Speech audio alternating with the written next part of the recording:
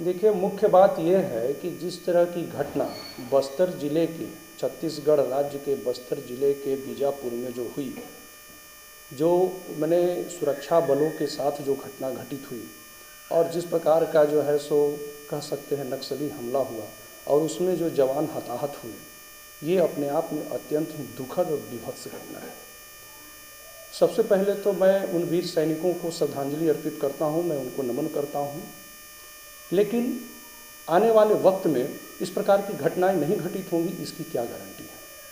क्या कारण है कि आखिर इस प्रकार की घटनाएं लगातार छत्तीसगढ़ और उससे अगल बगल सटे इलाकों में जो है घटित होती रहती हैं? मेरा स्पष्ट तौर पर मानना है कि इसमें मुख्य रूप से सरकार जिम्मेदार है। अगर सैनिक मरता हो या कोई नक्सली भी मरता हो, मैं स्पष्ट तौर पर कह रहा हूँ, बगैर किसी हिचकिचाहट के, नक्सली मरे अथवा सैनिक मरे, दोनों ही तो भारत माता की संतान हैं, दोनों ही तो भारत माता के सपूत हैं। एक गृह युद्ध जैसा जो माहौल पैदा हो गया है, इसके पीछे क्या कारण है? मैं स्पष्ट तौर पर मानता हूं कि इसके लिए सरकार जिम्मेदार है। सरकार जो है उसकी नीतियां जिम्मेदार हैं। सरकार क्यों नहीं इस प्रकार की नीति का अवलंबन करती है कि नक्सलियों के साथ सीधी बातचीत हो, उनके क्या डिमांड्स हैं? क्या हिंसा का रास्ता इख्तियार कर लेने मात्र से नक्सलवाद खत्म हो जाएगा?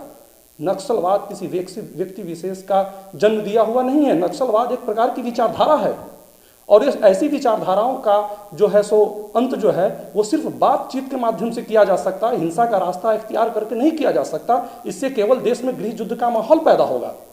और मैं सीधे तौर पर इसके लिए देश के जो गृह मंत्री हैं अमित शाह जी, मैं मानता हूं कि ये उनकी जिम्मेदारी थी।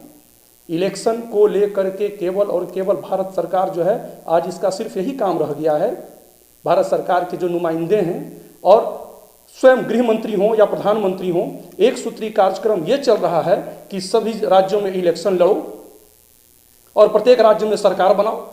इलेक्शन लड़ने के बाद अगर सरकार नहीं बनती है तो चुनी हुई दूसरी विपक्ष की जो सरकार है उसको गिरा दो, चाहे किसी भी प्रकार से, एन प्रकार विधायकों को धमका करके।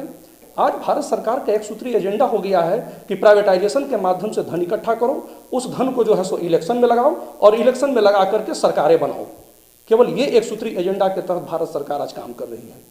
भारत सरकार का ध्यान न तो डेवलपमेंट पर है, न तो रोजगार पर है और न इस प्रकार की नक्सलवाद से जो संबंधित समस्या है उसके निदान पर है। बातचीत का रास्ता अगर इख्तियार किया जाता, गांधी और बुद्ध जैसे लोगों के देश में जो है सो आज हिंसा के लिए कोई जगह नहीं है। नक्सली यदि हिंसा करते हैं तो भी गलत है और सुरक्षा बलों के द्वारा जो कार्रवाई की जाती है, मैं मानता हूं स्पष्ट तौर पर कि वो भी गलत है। सरकार को सीधे तौर पर नक्सलियों से बात करनी चाहिए, उनके क्या डिमांड्स हैं, उस डिमांड्स को अगर फुलफिल कर दिया जाएगा तो मैं समझता हूं कि देश से नक्सलवाद समाप्त हो जाएगा। और इसके लिए मैं सीधे तौर पर भूपेश बघेल को जिम्मेदार ठहराया जा रहा है। मुख्यमंत्री जिम्मेदार हैं, नहीं, मैं भूपेश बघेल को जिम्मेदार नहीं मानता, मैं मुख्यमंत्री को जिम्मेदार नहीं मानता। डिमांड पूरे करने की बात कर रहे हैं, कहीं ना कहीं उनको बढ़ावा देने की बात आप कर रहे हैं। नहीं, मैं बढ़ावा देने की बात नहीं कर रहा। मैं आपको स्पष्ट बताता हूं, पिछली सरकारों ने उग्रवादियों के साथ, नक्सलियों के साथ बातचीत की थी और बातचीत बेनतीजा साबित होती है और उसके बाद जो है सो शिकंजा कस दिया जाता है, उन पर जो है सो हिंसात्मक कार्रवाई कुछ ज्यादा हो जाती है। हमारे देश के लोग हैं, हमारे अपने लोग हैं, वे गैर नहीं हैं, वे विदेशी नहीं हैं। यहां सीएए का भी कानून नहीं चलेगा। आखिर कहीं ना कहीं जमीनी हकीकत से उनका वास्ता है, कहीं ना कहीं जमीन से जुड़े हुए वे लोग हैं, तभी तो पुलिस की एक्टिविटी को, सेना सैनिकों की एक्टिविटी को, सुरक्षा बलों की एक्टिविटी का जो समाचार है उन तक पहुंच जाता है।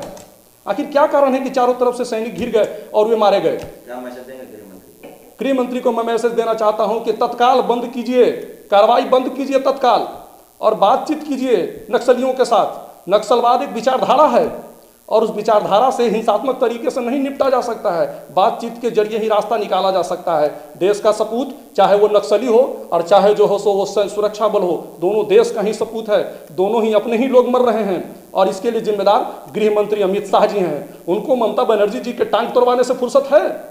लालू जी को जेल भेजने से फुर्सत है? नीतीश कुमार जी पर केस ठोकने से फुर्सत है?